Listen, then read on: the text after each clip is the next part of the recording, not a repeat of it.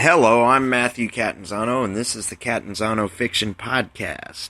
If you'd like to be on the show or have anything to say about the show, you can call me at 206-427-4109 anytime, night or day, text, voice message, whatever you like. Or you can email me at mcatanzano88@gmail.com. Now, what we do here is we either have a guest or we have me, which is what we got this time. And you'll have, more often than not, it's going to be me. You can always get guests. And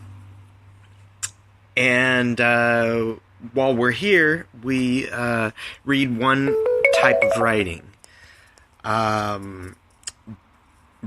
Lately, I've been reading poetry because I'm putting together all of my poetry.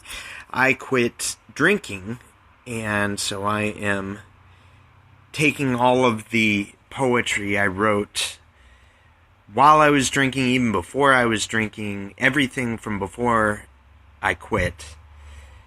I've just scraped it all together and am putting it all together, and I'm sharing some of it with you. For today, I have 4 poems for you, and I'll explain things about them or not, as we go through. This first one is kind of a short story. It is titled Virgin.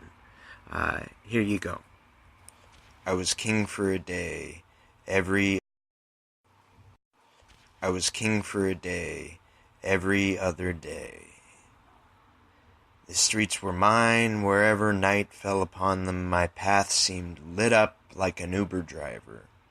Down Main Street, my visage would turn to mirage. The street had a bottom, and I continued moving to the bottom of it. I went around behind the buildings. I took my backpack off where I set my bicycle down before heading into the bar for a beer I had come to afford. The place seemed to meet the locals' definition of dead. I was disappointed that I had already made the irreversible decision to spend time there. A beer purchase is irreversible. I finished the beer more quickly than a hustler ought to. I went outside to see if it was at all interesting and to consume cigarette smoke. And before I even tried to notice anything, I put a cigarette to my lips and I lit it. Then I noticed some men further down at the end of the building, which originally I had entered. Many of them were sitting in chairs. I walked over to them, puffing away, like we do. I looked at each of them. They were, each of them, listening intently to the eldest man, who was sitting in the center chair.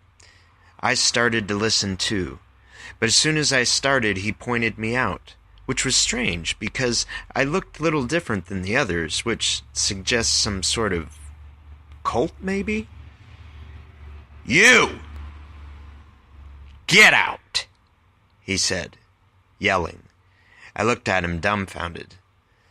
"I know who your friends are." I truly was misidentified. I was barely 22 and green. I wore sunglasses for the blues. "I'd drink from anyone's can, but I'm not too fond of being yelled at, man. Would you like my autograph? Yes, indeed. Behind these sunglasses are the weariest eyes you've ever seen." I took them off to show him in my mind. "It's not from indulgent intelligence, but memory. Memory, I'm here for all the same reasons you are." I look at the other men, who are now looking at me, reflecting his outrage automatically, reflecting not only their respect, but also his control over them. He pacifies them until he needs them, like now. I didn't really understand back then why they would take arms against a stranger. I wasn't really scared of them because I was stupid. Fuck 'em if they can't take a joke. That was my attitude. "Men, can't you see the demon in me is rum? But also you. Above all, you." My thought words caused not a stir in them.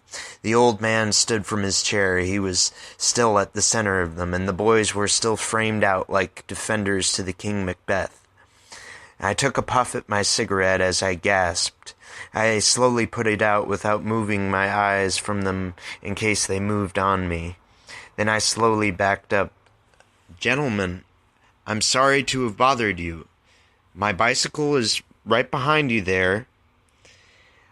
I need to pass through in order to leave, as you have asked," I said rather quietly, though assertive. They made a hole, and I grabbed my bicycle and rode out of there, thankful to be free. The crowd can turn their love for a person into hate on a dime, and vice versa. I beg the question, does one, given time, inevitably follow the other? Are the two a necessary coincidence? Yeah, that's not the greatest recording, but the story is a true story, actually. I can't remember what I was doing, but I stopped for a break at this bar, and I went outside, just like the story says, and there was this guy, and they were all standing. They weren't sitting like in this story. They're all standing, and I went up, and I just, started smoking with them, figuring it was people outside smoking. And this guy, all of them just stopped talking, and this guy points at me, and he says, You need to leave, or something like that. And I was like, seriously, I think you've got the wrong person, And he's like, No, I know you. I know who you are, and I know who your friends are. And I looked at everyone else, and they all looked like they were ready to beat me up. They all looked like they believed him. And I was just like, I'm sorry to have bothered you, gentlemen. My bicycle's right behind you. Could I please go get it?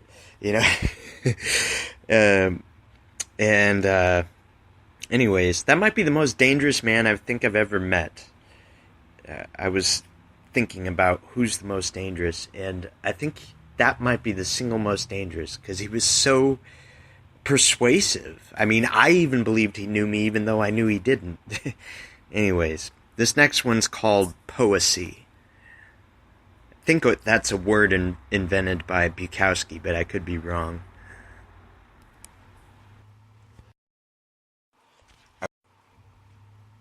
Look at my hands, man! Can't you see the orbs of light protruding from my fingertips? You have them too, man. I can't see it. Don't you see? Do I see what? You see that spot, man? He walked to the pole in the ground and referenced an area on it. That dark spot right there, man. No. Oh. Okay. He looked a little discouraged, as if he had heard it 1,000,000 times, as if he was hoping for something different in me. If you look at the spots, you get the powers, man. Believe me, you get the powers. And that's another true story. I went to jail when I was 23 or 24. I'm 30 now. And false charges, not that you have to believe me. Anyways, that's a real conversation I had that I thought was worth noting. This next one is called Prayer for a Shamed Man. A shamed man. Sweat beads down. It's a cold night. Street lights shine down on the free man. His broken youth, his swollen, savage eyes. He is a bad man, moving into a bad street, before and after all the votes were stolen, before someone smashed up the whole block, the mailboxes hewn, flags flung up, most males strewn and muddied on wet sidewalks, one flyer salvaged. It was a sex offender notification. There the free bad man goes, smiling though it's powerful cold, both free and welcomed. This one and only man whom every resident has heard name of aside from the stolen votes, of course. Carnal memories and no death sentence. Should all struggles be stamped with validation? Should shame be a punishment? I think if it were me, death would be preferable. There are too many of us, targeted and targeting. Is not one flawed humanity enough responsibility for one flawed human? Well, ask them that. Or do we crave distraction from our own inevitably loathsome hides? He must hate himself, as you do and will do, as you smash and splinter all those who truly recognize you, or who might begin to, one cold night. Oh, shamed man, may you wear it. Utilize your lack of privacy. The cave addiction we all have is no option for you. Oh, shamed man, may you be sober. That was my reaction to the very first sex offender notification I got in my mailbox. I've lived in many places for many years, but I only got one, when I was 20. It's a pretty rare occasion. You don't usually get them.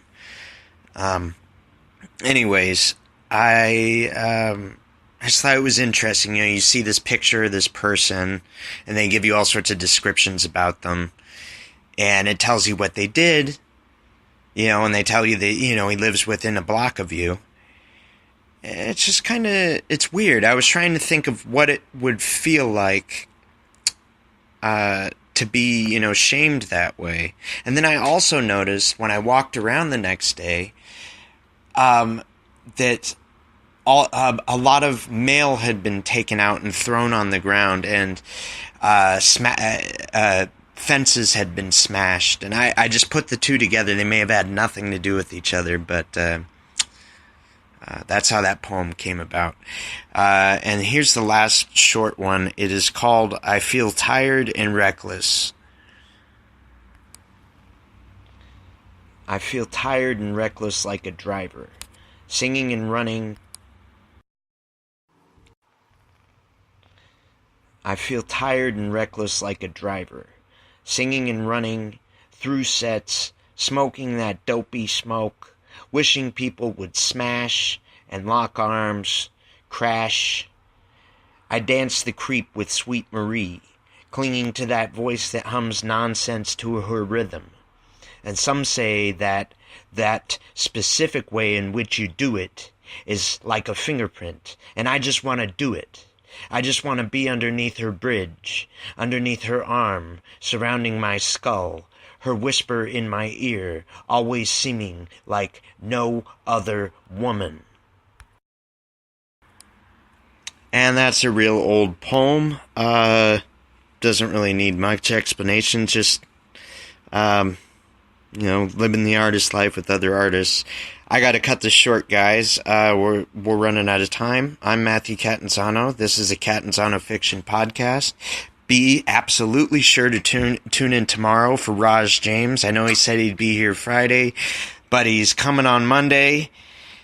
And if you want to be on the show, 206-427-4109 or email at mcatanzano88@gmail.com. I'm Matthew Catanzano. This is the Catanzano Fiction Podcast, and I hope you enjoyed the hell out of it. Love you.